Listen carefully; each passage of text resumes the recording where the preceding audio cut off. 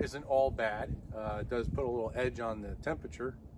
However, it is hovering somewhere around 50 degrees, so I am not complaining.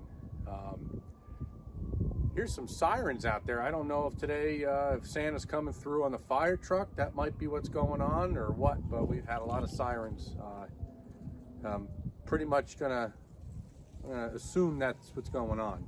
So I'm sure it'll get louder as the afternoon progresses because it's going to be getting closer. So I'm running the Champion today. I get some splitting done, and I was happy to see got quite a bit of attention on the last video I did talking about me making some dare I say minor changes to the Champion. However, I did kind of, want to touch upon that a little bit more, not with really any great detail, however. So I don't really want to give away too much of what I got going on with this, but what I will say is that, if you guys are equipped, with whatever assets it is,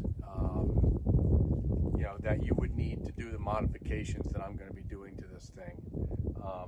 You might find this information, useful, or at least inspiring to maybe drag a stick, okay?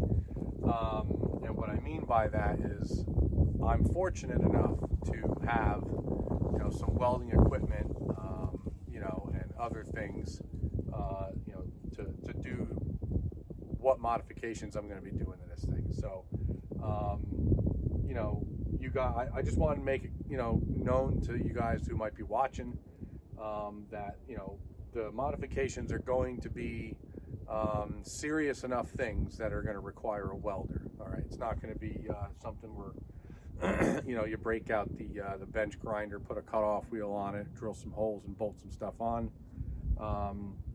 Not that there won't be any of that going on. If there is, it's going to be minimal amount of that, but a lot of it's going to be cutting, welding, and fabricating.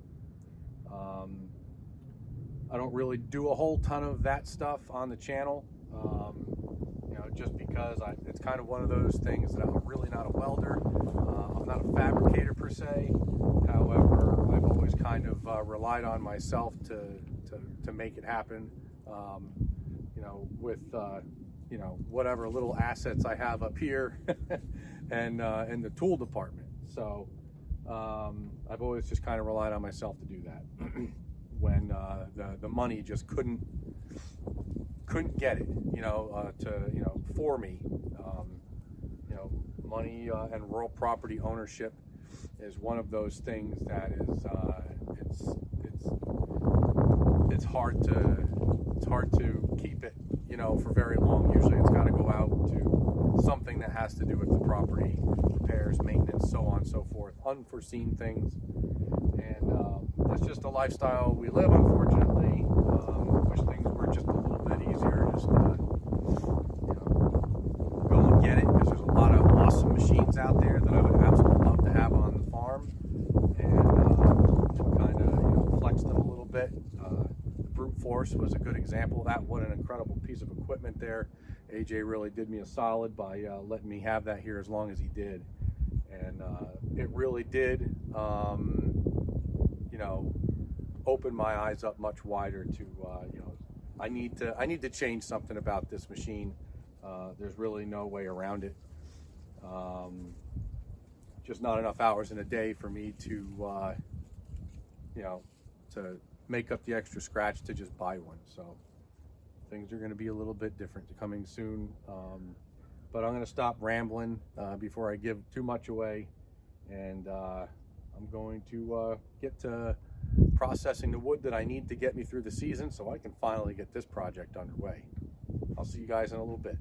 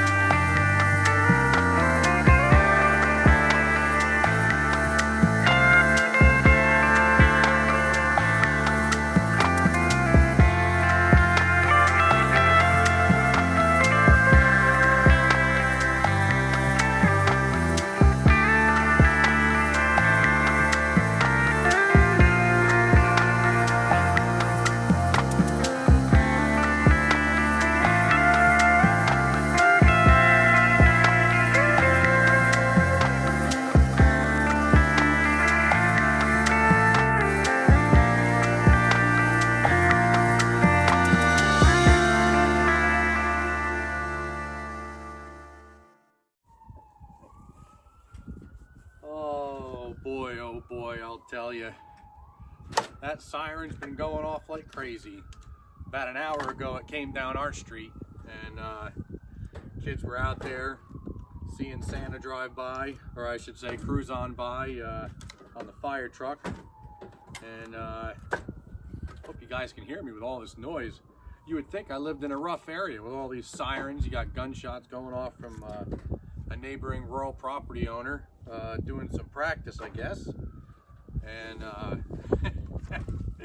it sounds like a pretty rough area.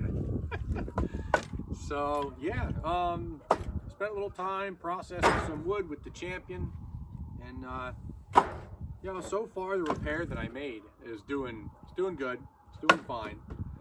I'm sure there's probably an expiration date of sorts on that, but